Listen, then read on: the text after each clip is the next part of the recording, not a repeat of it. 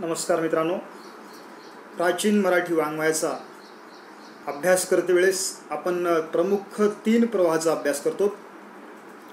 एक आहे संत साहित्याचा प्रवाह, दुसरा आहे पंडिती साहित्याचा प्रवाह आणि तिसरा आहे शाहिरी साहित्याचा प्रवाह. यालाच काही अभ्यासकांनी संत साहित्य, पंत साहित्य आणि तंत साहित्य असं म्हटलेलं आहे.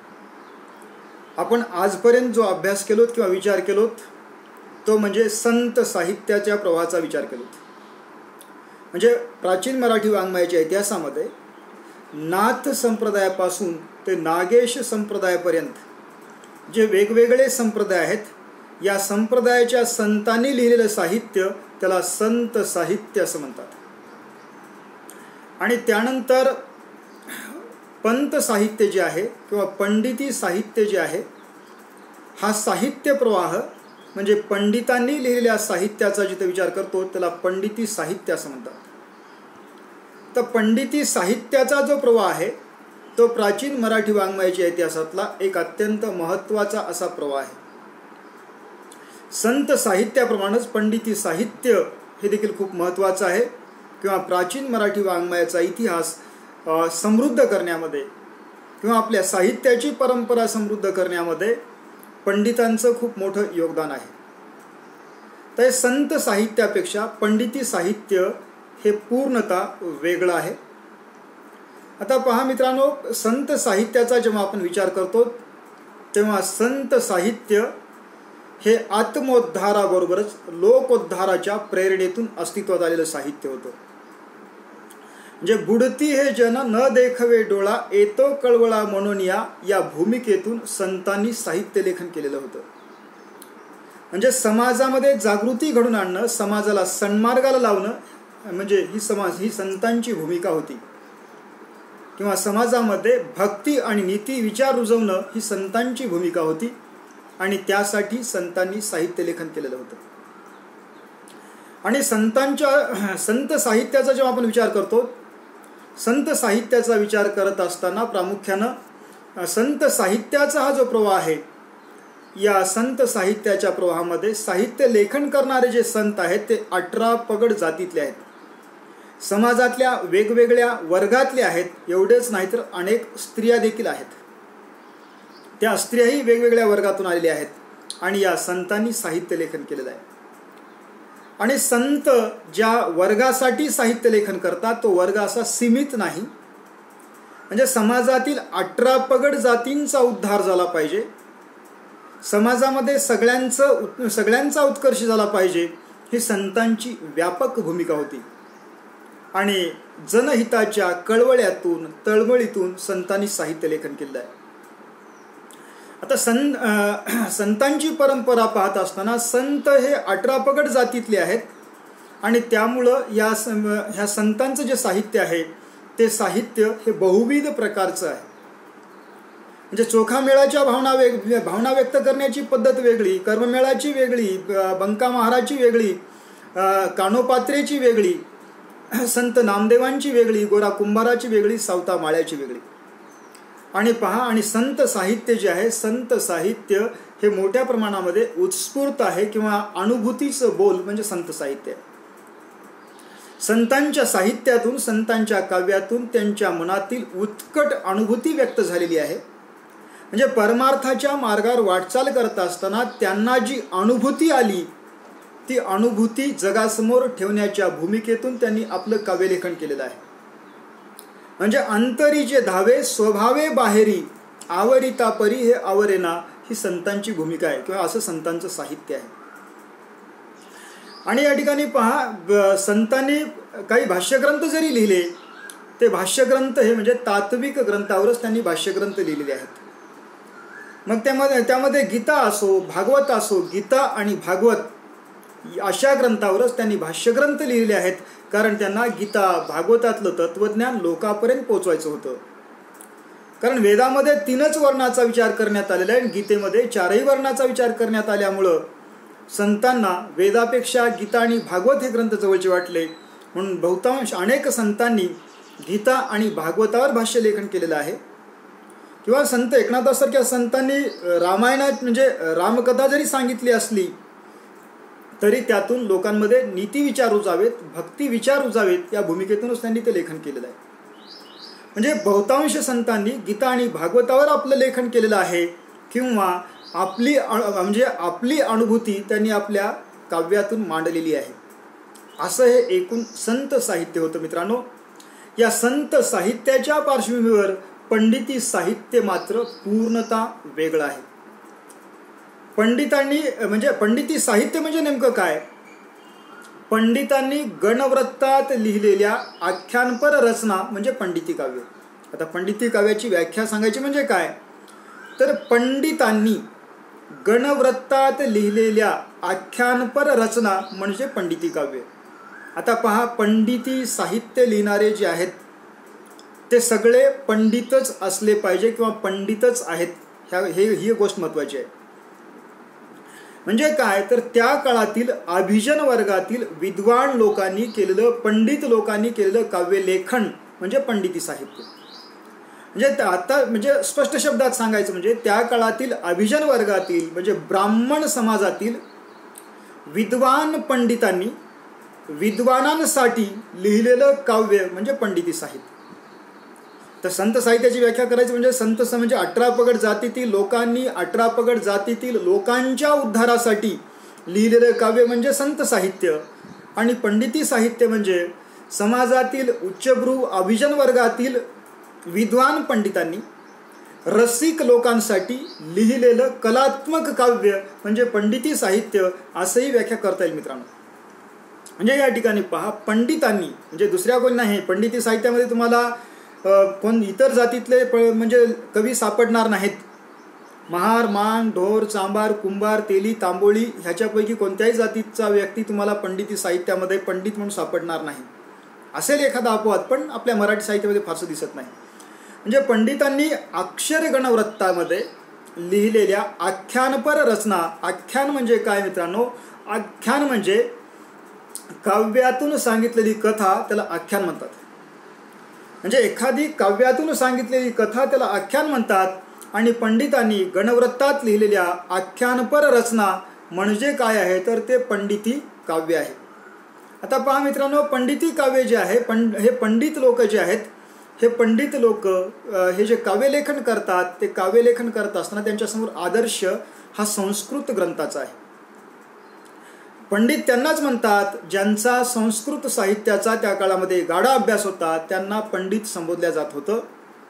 आणि हे सगळे म्हणजे अभिजन ब्राह्मण समाजातले होते. आता पहा, या पंडितांनी काय केलं, तर पंडितांनी पंचमहाकाव्याचा आदर्श समोर ठेवून म्हणजे अभिजात संस्कृत काव्याचं त्यांनी मराठीमध्ये पुनरुज्जीवन केलेलं आहे. संस्कृतमध्ये जे पंचमहाकाव्य आहेत, त्या पंचमहाकाव्याचा आदर्श डोळ्यासमोर ठेवून आणि त्या अभिजात काव्याचं लेखन मराठीमध्ये करण्याचं काम किंवा ते अभिजात काव्य मराठीमध्ये आणण्याचं काम पंडितांनी केलेलं आहे. आणि त्याचबरोबर पहा, आता पंडितांनी संस्कृतमधील कोणकोणत्या ग्रंथावर लेखन केलेलं आहे किंवा कोणकोणत्या ग्रंथातील प्रसंगावर त्यांनी लेखन केलेलं आहे, त्यामध्ये प्रामुख्यानं रामायण, महाभारत, भागवत, पुराणे, रघुवंश, कुमार संभव, हनुमान नाटक, शाकुंतल इत्यादी महत्त्वपूर्ण ग्रंथातील उत्कट प्रसंगावर पंडितांनी आपलं आख्यान लेखन केलेलं आहे किंवा आपलं आख्यान काव्य लिहिलेलं आहे. आणि पंडितांचं जे काव्य आहे, पंडिती साहित्याच्या नेमक्या प्रेरणा काय आहेत, तर त्या दृष्टीने जर विचार केला तर पंडिती साहित्याच्या प्रेरणांचा जेव्हा आपण विचार करतो, पंडितांना संतांप्रमाणे बुडती हे जन न देखवे डोळा अशी काही प्रेरणा त्यांची नव्हती. लोकांचा उद्धार करणं, लोकांना शहाणं करणं, लोकांना जागवणं, ह्या कोणत्याही प्रेरणा पंडितांच्या समोर नव्हत्या. त्यांच्या साहित्यातून त्या गोष्टी झाल्या तर त्यांचा आक्षेप नव्हता, पण त्या प्रेरणेतून त्यांनी साहित्य लेखन केलेलं नाही. तर पंडितांनी जे साहित्य लेखन केलेलं आहे, पंडितांचं साहित्य लेखन म्हणजे त्यांच्या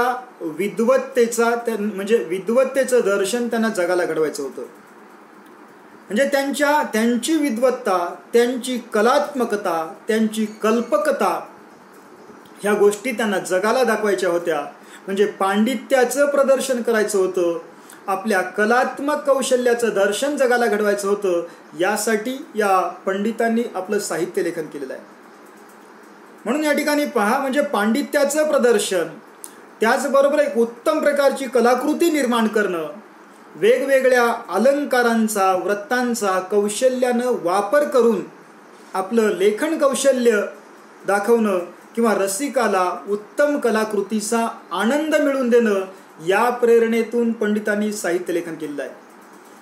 म्हणून पंडिती साहित्यामध्ये विद्वतजन्य रसिकता आणि कलात्मकतेला प्राधान्य मिळतो. म्हणजे सगळे पंडित हे प्रचंड विद्वान आहेत. पंडित त्यांनाच म्हणतात ज्यांच्याकडे विद्वत्ता असते. म्हणजे आता या ठिकाणी पहा, हे सगळे पंडित संस्कृत साहित्य पचवलेले आहेत. संस्कृत साहित्याचा त्यांचा गाढा अभ्यास आहे. म्हणून त्यांच्या पंडिती साहित्यामध्ये विद्वतजन्य रसिकता पाहायला मिळते. म्हणजे काव्य आस्वादाच्या दृष्टीनं एक उत्तम कलाकृती कशी निर्माण करता येईल, एवढ्याच प्रेरणेतून पंडितांनी साहित्य लेखन केलेलं आहे. म्हणून पंडिती साहित्यामध्ये विद्वजन्य रसिकता आणि त्याचबरोबर कलात्मकता, म्हणजे कल्पकतेनं त्या साहित्य, म्हणजे त्याच्यामध्ये वेगवेगळ्या अलंकाराचा, वृत्तांचा वापर त्यांनी केलेला आहे.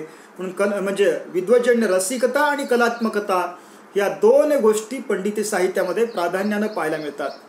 आणि पहा, पंडितांची जी भाषा आहे, पंडितांची भाषा ही डौलदार भाषा आहे. त्याच्यामध्ये म्हणजे अत्यंत तंत्रबद्धताही आहे. त्याचबरोबर विविध व्रत आणि अलंकारांनी पंडिती साहित्य नटलेलं आहे. पंडिती साहित्यामध्ये मोठ्या प्रमाणामध्ये व्रत आणि अलंकाराचा अत्यंत कौशल्याने वापर केलेला आहे. म्हणजे संस्कृतच्या धर्तीवर डौलदार भाषा, कारण पंडितांची भाषा संस्कृत प्रचूर आहे. म्हणजे संस्कृतच्या धर्तीवर डौलदार भाषा, तंत्रबद्धता आणि व्रत आणि अलंकाराने नटलेलं हे सरस, म्हणजे वेगवेगळ्या रसांनी युक्त असं काव्य म्हणजे हे पंडिती काव्य आहे. म्हणजे त्यामध्ये पहा, वेगवेगळ्या रसांचा त्यांनी वापर केला, वेगवेगळ्या अलंकाराचा वापर केला, वेगवेगळ्या वृत्तांचा वापर केला आणि त्यातून आपला ग्रंथ सुंदर बनवण्याचा प्रयत्न प्रत्येक पंडितांनी केलेला आहे. ह्या पंडितांमध्ये स्पर्धाच आहे, त्याच्यापेक्षा मी सरस काव्य कशा प्रकारे निर्माण करू शकतो, वेगवेगळ्या वृत्तांचा वापर मी कशा पद्धतीने करू शकतो, ह्या सगळ्या गोष्टी या पंडितांनी केलेल्या आहेत.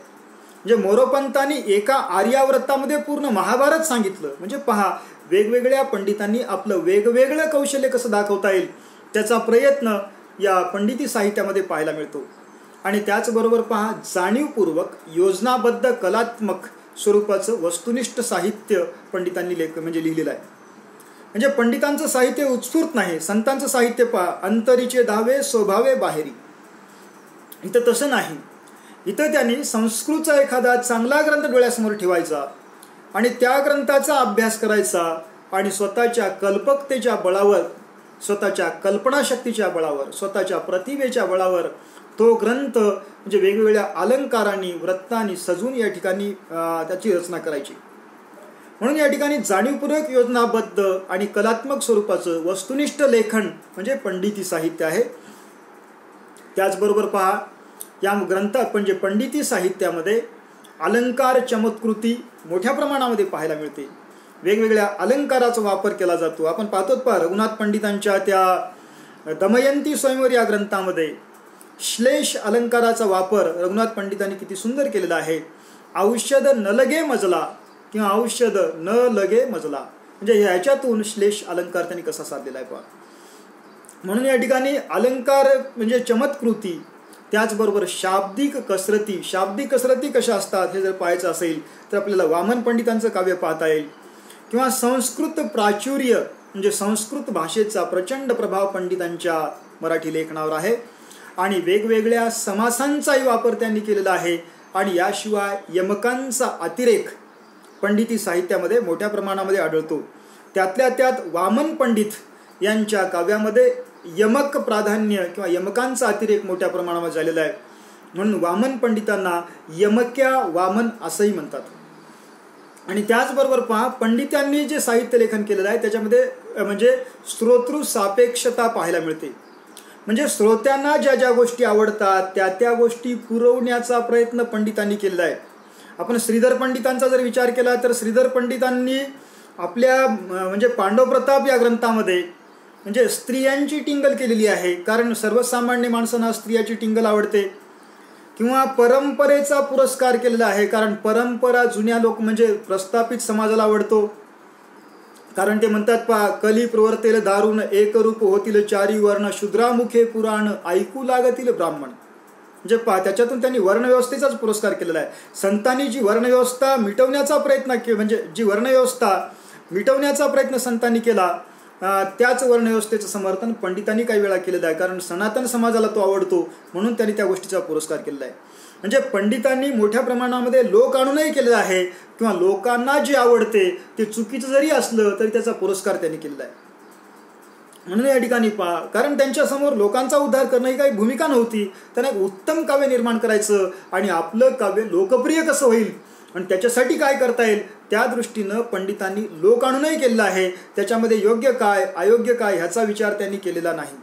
किंवा लोकांना म्हणजे अश्लीलता आवडते, स्त्री देहाची म्हणजे स्त्रीची टिंगल आवडते, म्हणून श्रीधर पंडितांच्या ग्रंथामध्ये अनेक वेळा अशा गोष्टी आलेल्या आहेत आणि त्याचबरोबर हे वाङ्मय म्हणजे पंडिती साहित्य म्हणजे संस्कृत साहित्याच्या छायेखालचं वाङ्मय आहे. म्हणजे संस्कृत साहित्याच्या प्रभावाखालचं वाङ्मय म्हणजे हे पंडिती साहित्य आहे.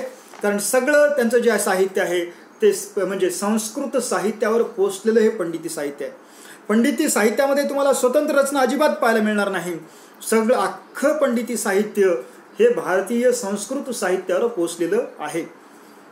आणि याचबरोबर पहा, यामध्ये प्रामुख्यानं पंडिती साहित्यामध्ये नवरसाचा म्हणजे नवरसाचा जाणीवपूर्वक वापर त्यांनी केलेला आहे. म्हणजे या ठिकाणी पहा, साहित्यामधले जे वेगवेगळे रस आहेत, करुण रस, शृंगार रस, हास्यरस, रौद्र रस, अद्भुत रस, या वेगवेगळ्या रसांचा त्यांनी वापर केलेला आहे.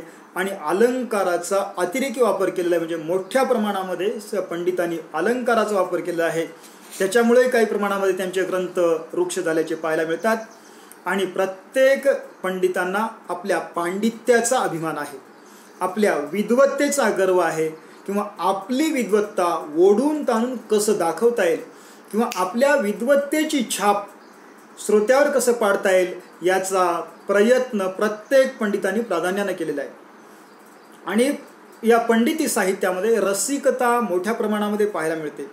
रसिकता म्हणजे संत साहित्यामध्ये नव्हती असं नाही, पण संत साहित्यामध्ये रसिकतेला फारसं महत्त्व नव्हतं, पण पंडिती साहित्यामध्ये मात्र रसिकतेला खूप महत्त्व आहे. आणि या पंडिती साहित्याच्या मर्यादा काय पहा, तर पंडिती साहित्यामध्ये कृत्रिमता मोठ्या प्रमाणामध्ये आलेली आहे.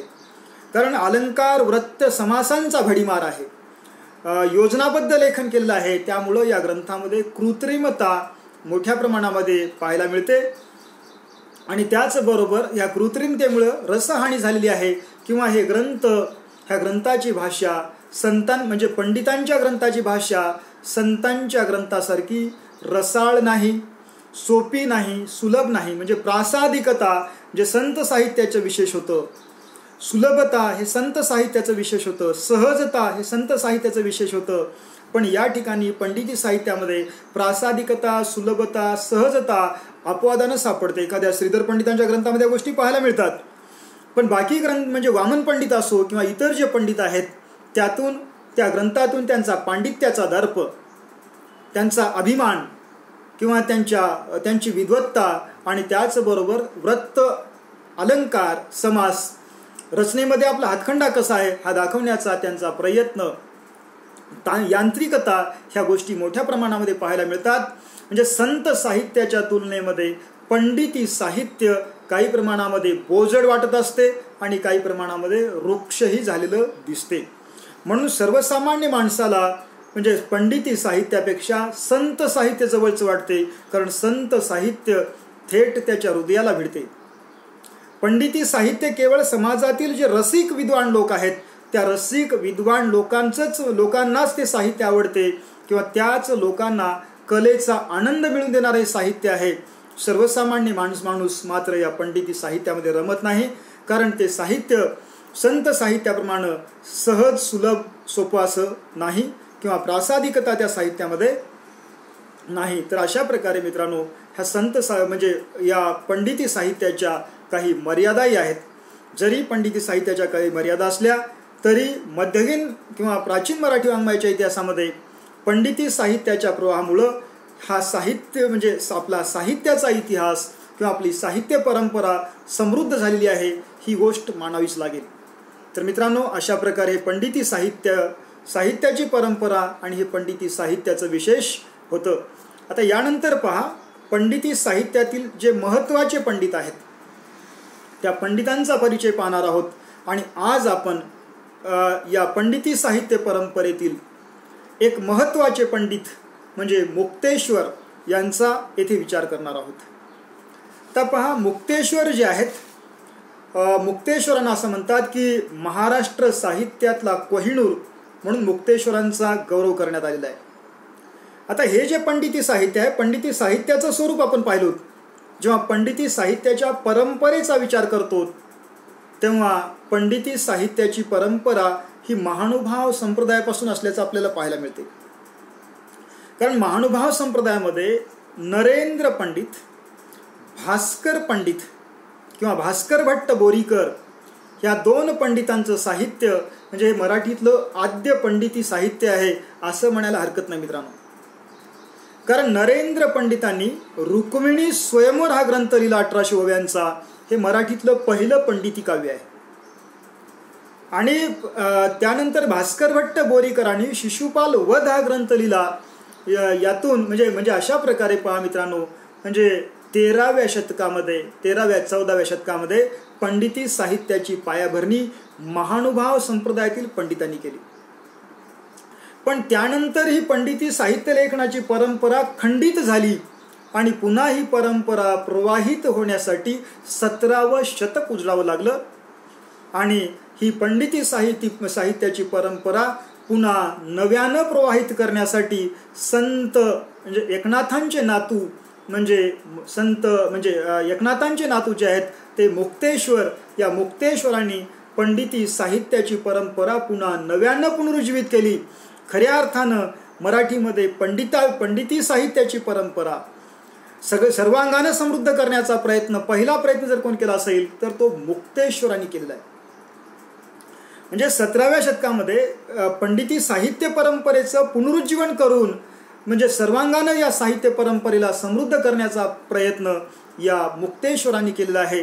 मित्रांनो, मुक्तेश्वरांचा जन्म इसवी सन 1573चा आहे आणि मुक्तेश्वरांचं निर्वाण हे इसवी सन 1645 साली झालेलं आहे. हे मुक्तेश्वर म्हणजे कोण? मुक्तेश्वर म्हणजे संत एकनाथांचे नातू आहेत. संत एकनाथांची एक गोदा नावाची मुलगी होती. या गोदा नावाच्या मुलीचा मुलगा म्हणजे मुक्तेश्वर. आता मुक्तेश्वरांच्या वडिलांचं नाव होतं चिंतामण आणि आडनाव होतं मुदगल. म्हणून त्यांनी मुक्तेश्वरांनी चिंतामणीसूत मुदगल या नावानेही त्यांनी आपलं लेखन काही काळ केलेलं आहे.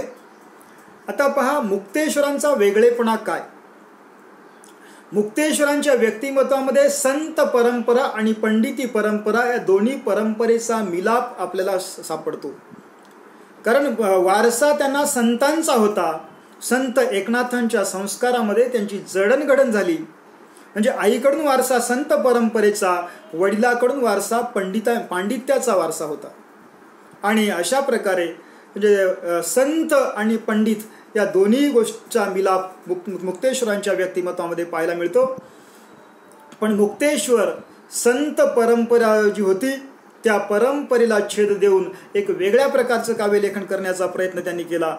जरी त्यांच्यावर संतांचे संस्कार असले, संत साहित्यात म्हणजे संतांप्रमाणेच त्यांनी केवळ ईश्वर केंद्रित साहित्य लिहिलेलं नाही. संतांच्या साहित्याचा केंद्रबिंदू ईश्वर होता. भक्तिविचार हा संतांच्या साहित्याचा भक्तिविचार संत साहित्यात केंद्रस्थानी होता. मुक्तेश्वरांनी भक्तीला बाजूला काढलं, ईश्वराला बाजूला काढलं. स्वच्छंदपणे म्हणजे मुक्तपणे त्यांनी काव्यलेखन केलं.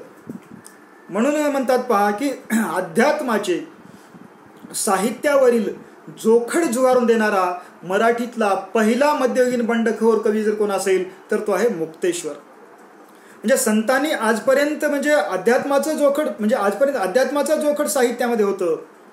म्हणजे किंवा ईश्वर हा साहित्याच्या केंद्रस्थानी होता, पण मुक्तेश्वरांनी अध्यात्माचं जोखड जुगारून देऊन म्हणजे मुक्तपणे त्यांनी काव्यलेखन केलं. म्हणून म्हणतात पहा, अध्यात्माचे साहित्यावरील जोखड जुगारून देणारा हा मराठीतला पहिला कला कवी जर कोण असेल तर तो आहे मुक्तेश्वर. किंवा असंही म्हणतात पहा, प्राचीन मराठीतला एक मुक्त प्रतिभेचा कवी म्हणजे मुक्तेश्वर. म्हणजे अध्यात्माचं परमार्थाचं दडपण घेऊन लेखन न करता किंवा परमार्थाचं अध्यात्माचं ओझं शिरावर घेऊन लेखन न करता एक मुक्तपणे लेखन करणारा, केवळ कलेसाठी कला या भूमिकेतून लेखन करणारा हा मुक्तेश्वर हा पंडित आहे. यांच्यामध्ये भक्तिविचार नीतिविचार आज आलेला आहे, पण तो ओघाने आलेला आहे, तो त्यांचा मुख्य उद्देश नाही. आणि त्याचबरोबर पहा, मुक्तेश्वरांच्या साहित्यामध्ये संस्कार, बहुश्रुतत्व आणि कलासक्त वृत्ती या गोष्टीचा त्रिवेणी संगम पाहायला मिळतो. संस्कार म्हणावं तर संत एकनाथांच्या संस्कारामध्ये त्यांची जडणघडण झालेली आहे.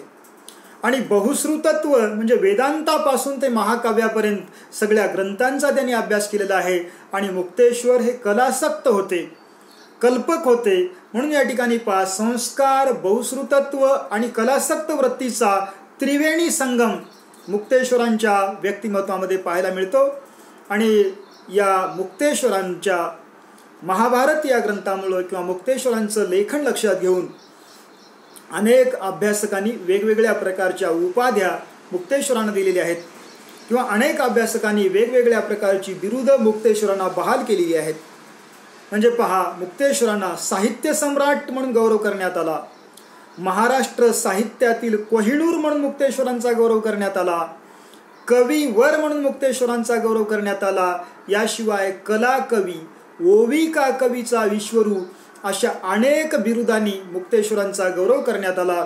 आणि मुक्तेश्वरांचं जर लेखन पाहिलं तर मुक्तेश्वरांनी एकूण त्यांचं जर लेखन संपदा जर पाहिलं आणि त्यांच्या एकूण लेखन संपदेचा विचार केला तर एकूण 17,000 ओवी भरतील एवढी रचना मुक्तेश्वरांनी केलेली आहे. तर अशा प्रकारे हा होता मित्रांनो मुक्तेश्वरांचा परिचय. आता आपण पाहणार आहोत मुक्तेश्वरांचं साहित्य किंवा मुक्तेश्वरांचं वाङ्मयीन योगदान काय आहे किंवा मुक्तेश्वरांची साहित्यसृष्टी काय. तर मुक्तेश्वरांचे 2 महत्त्वाचे ग्रंथ आहेत. एक आहे श्लोकबद्ध रामायण, हा मुक्तेश्वरांचा पहिला ग्रंथ. श्लोकबद्ध रामायण हा जो ग्रंथ आहे तो ग्रंथ 661 श्लोकांचा आहे. आणि त्यानंतर या मुक्तेश्वरांचा दुसरा ग्रंथ आहे तो म्हणजे महाभारत. खऱ्या अर्थानं मुक्तेश्वरांची जी ओळख निर्माण झाली, मराठी साहित्यातला कोहिनूर, ओविका कवीचा ईश्वरू, साहित्य सम्राट अशा वेगवेगळ्या ज्या उपाध्या त्यांना मिळाल्या, त्या उपाध्या मिळवून देणारा, ती बिरुदं मिळवून देणारा ग्रंथ जर कोणता असेल तर तो आहे मुक्तेश्वरांचा महाभारत. हा ग्रंथ विस्तृत असा ग्रंथ आहे, प्रदीर्घ स्वरूपाचा ग्रंथ आहे. या ग्रंथाची ओवी संख्या आहे 14,079. याशिवाय मुक्तेश्वरांनी स्फुट लेखन मोठ्या प्रमाणामध्ये केलेलं आहे. त्यांचं प्रचंड स्वरूपात स्फुट लेखन आहे. त्यामध्ये स्फुट प्रकरणं जी आहेत पहा, त्यामध्ये प्रामुख्यानं हरिश्चंद्र आख्यान, शतमुख रावण वधाख्यान, मूर्खाची लक्षणे, भगवद्गीता, शुकरंभा संवाद, श्री एकनाथ चरित्र, गजेंद्र मोक्ष, विश्वामित्र भोजन, दुर्योधन शल्यस्फोट, अर्जुन कामपूर्ती, हनुमंताख्यान, आरती, भूपाळी, कालियामर्दन, आही मही रावणवध, कुडी आत्म्याचे भांडण अशा प्रकारचे ती काही त्यांचे प्रकरण आहेत. याशिवाय म्हणजे त्यांनी काही पदं लिहिलेली आहेत. दत्तभक्तीपर काही पदं मुक्तेश्वरांचे उपलब्ध आहेत, कारण मुक्तेश्वरांची गुरुपरंपरा ही दत्त संप्रदायाची आहे, संत एकनाथ दत्त संप्रदायाची, आणि त्यांचे नातू मुक्तेश्वर म्हणून त्यांनी काही दत्तभक्तीपर पदं लिहिलेली आहेत. अशा प्रकारे म्हणजे बहुविध स्वरूपाचं साहित्य लेखन मुक्तेश्वरांनी केलेलं आहे किंवा मुक्तेश्वरांचं मोठ्या प्रमाणामध्ये आज साहित्य लेखन उपलब्ध आहे. तर आता पहा मित्रांनो, मुक्तेश्वरांचा सगळ्यात महत्त्वाचा जर ग्रंथ कोणता असेल तर तो आहे मुक्तेश्वरी महाभारत. म्हणजे पंडिती काव्य परंपरेला पुनरुज्जीवन करणारा पंडित म्हणजे मुक्तेश्वर. आणि मुक्तेश्वरांची खरी ओळख जर कोण्या ग्रंथामुळे निर्माण झाली असेल आज जवळपास 400 वर्षानंतर जनमनामध्ये मुक्तेश्वरांचं जे नाव आहे ते केवळ आणि केवळ एका ग्रंथामुळं, तो ग्रंथ म्हणजे मुक्तेश्वरांचा महाभारत. असं म्हणतात पहा, मुक्तेश्वरांना ज्या उपाध्या मिळालेल्या आहेत, साहित्य सम्राट, ओविका कवीचा ईश्वरू, महाराष्ट्र साहित्यातला कोहिनूर, ह्या सगळ्या प्रकारच्या उपाध्या, ही सगळी बिरुदं एकाच ग्रंथामुळे मिळाली. तो ग्रंथ म्हणजे मुक्तेश्वरी महाभारत. आणि या ग्रंथामध्ये पहा, या ग्रंथामध्ये प्रामुख्यानं मुक्तेश्वरांच्या प्रतिभेचा विलास आपल्याला पाहायला मिळतो. म्हणजे महाभारतातील अनेक उत्कट प्रसंग मुक्तेश्वरांच्या प्रतिभेला आव्हान देत होते आणि मूळ महाभारतातील व्यक्ती कथा प्रसंगांना आपल्या व्यक्तिमत्वाचे आणि कल्पनेचे रंग देऊन त्यांनी सुंदर अशा महाभारताची रचना केलेली आहे. आणि या महाभारतामध्ये 5 पर्व आहेत. मुक्तेश्वरांचा महाभारत हा जो ग्रंथ आहे तो ग्रंथ 5 पर्वाचा आहे. त्यामध्ये आदी पर्व, सभा पर्व, विराट पर्व, वन पर्व आणि सौप्तिकी पर्व असे हे एकूण 5 पर्व आहेत. मित्रांनो, या मुक्तेश्वरांनी लिहिलेल्या 5 पर्वाचा महाभारत म्हणजे मुक्तेश्वरी महाभारत.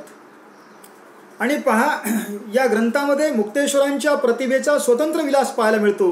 म्हणजे मुक्तेश्वरांची प्रतिभा ही किती उच्च कोटीची होती त्याचा प्रत्यय देणारा ग्रंथ जर कोणता असेल तर तो आहे मुक्तेश्वरांचा महाभारत.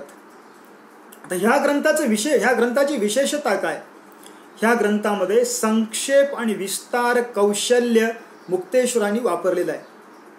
आता संक्षेप म्हणजे काय? आता मूळ जो महाभारत हा ग्रंथ आहे पहा, मूळ महाभारतामध्ये अनेक प्रसंग अत्यंत कंटाळवाणी आहेत.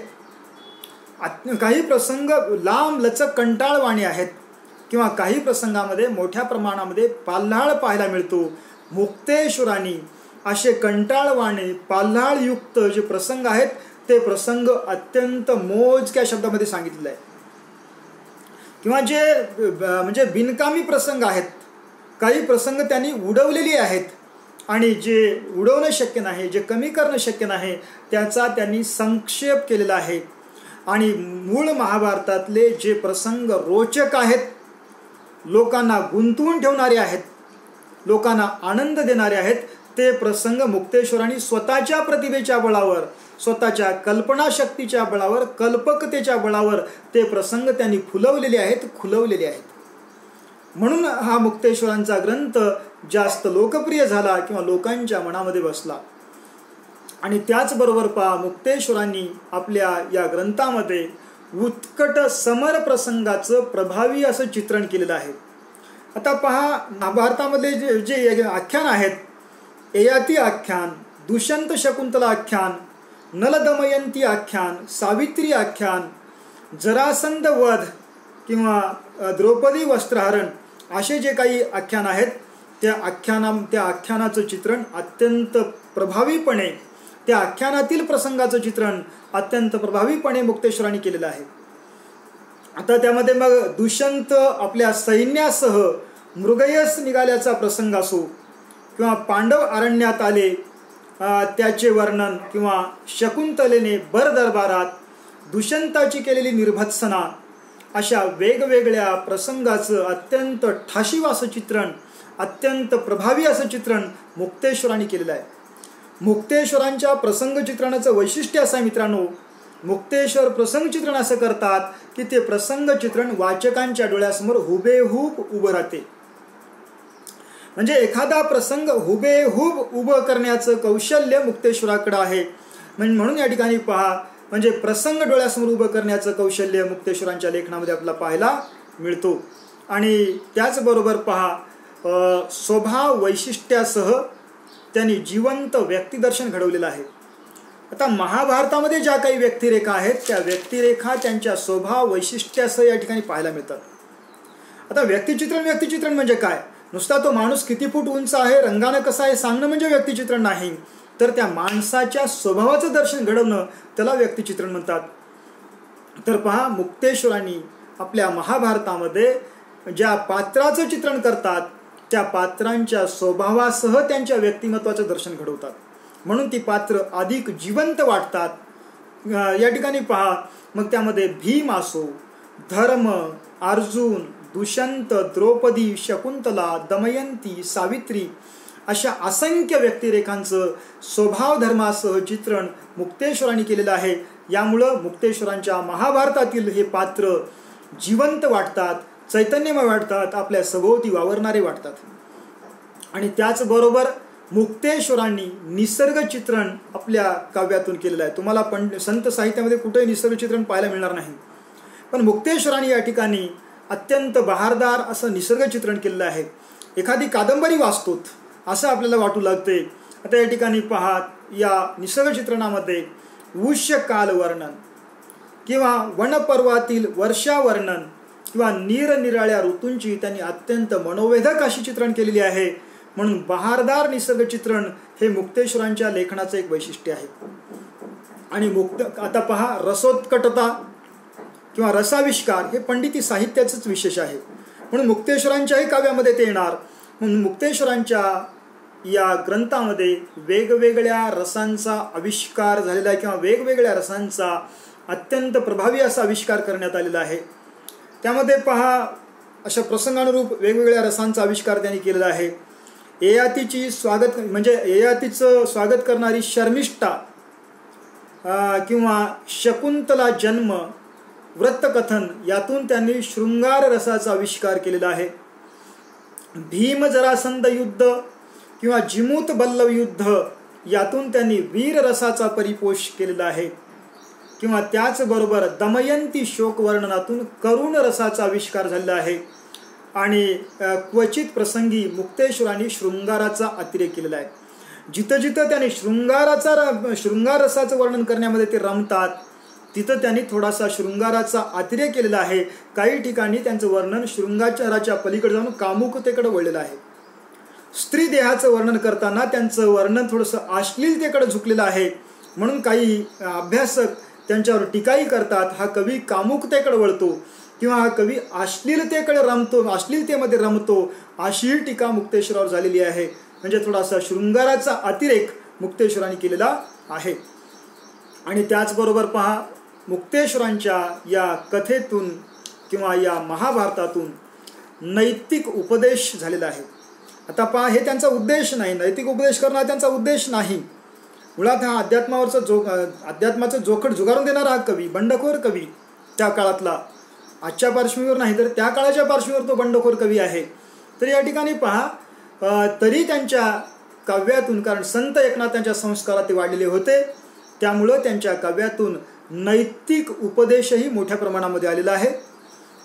आता पहा, त्यांच्या या मुक्तेश्वरी महाभारतामध्ये देवतुल्य पुरुष आलेले आहेत, कुलवंत कुलस्त्री आलेले आहेत, पतिव्रता स्त्री आलेले आहेत. यांचं गुण महात्म्य त्यांनी सांगितलेलं आहे.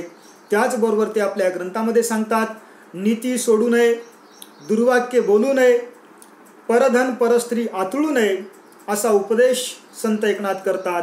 त्या दृष्टीनं म्हणजे सभापर्वातील नारद नीती ही पाहण्यासारखी आहे. किंवा मूर्खाची लक्षणं ते सांगतात, त्यातून म्हणजे कोणत्या गोष्टीपासून आपण लांब राहिले पाहिजे सांगतात.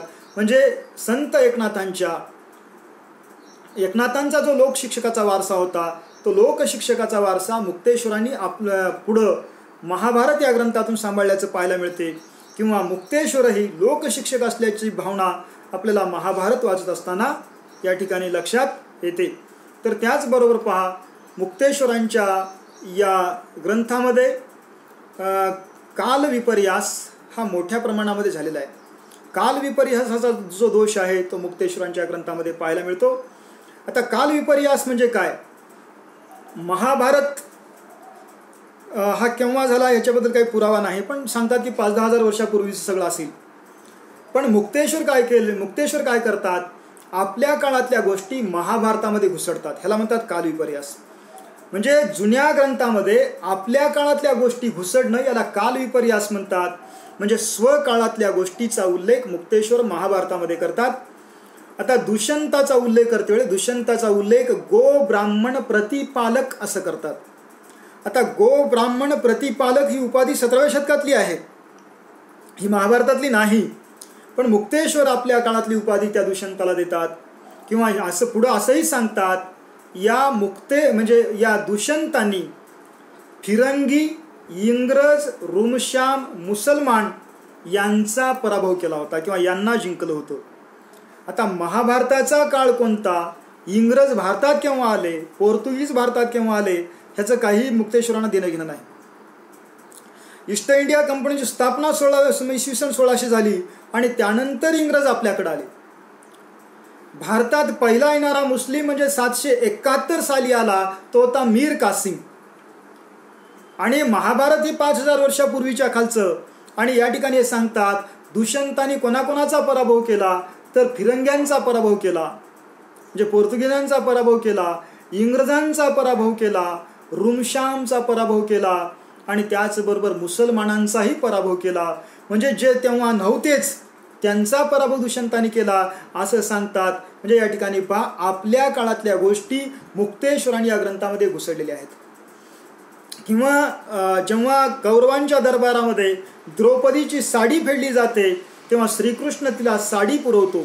श्रीकृष्ण तिला कोणत्या कोणत्या साड्या पुरवतो हे सांगत असताना त्या काळ 17व्या शतकामध्ये महाराष्ट्राच्या बाजारपेठेमध्ये ज्या ज्या साड्या होत्या त्या सगळ्या साड्यांचं वर्णन मुक्तेश्वर या ठिकाणी करून टाकतात. म्हणजे अशा प्रकारे आपल्या काळातल्या गोष्टी घुसळतात.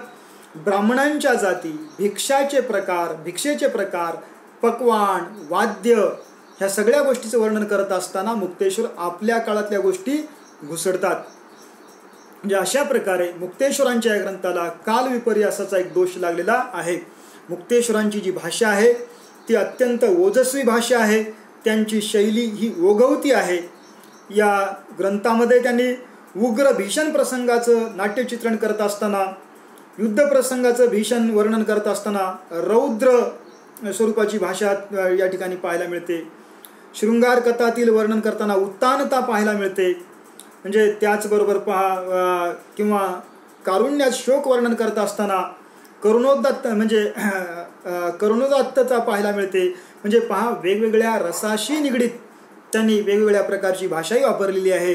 हे मुक्तेश्वरांचं कौशल्य आहे. म्हणजे ओजस्वी भाषा आणि ओघवती शैली हे मुक्तेश्वरांच्या लेखनाचं किंवा या ग्रंथाचं वैशिष्ट्य होतं. अस्सल मराठी भाषा काय असते, त्याचा वापर कसा करावा, याचा आदर्श मुक्तेश्वरांनी आपल्या महाभारत या ग्रंथातून प्रस्थापित केला. तर मित्रांनो, अशा प्रकारे मुक्तेश्वरांचा महाभारत हा ग्रंथ या ठिकाणी संपलेला आहे. मुक्तेश्वर हा जो अभ्यास घटक आपल्या अभ्यासक्रमाचा आहे तो घटक या ठिकाणी आपण संपवलेला आहे. तर मित्रांनो, आपण इथे थांबू. धन्यवाद.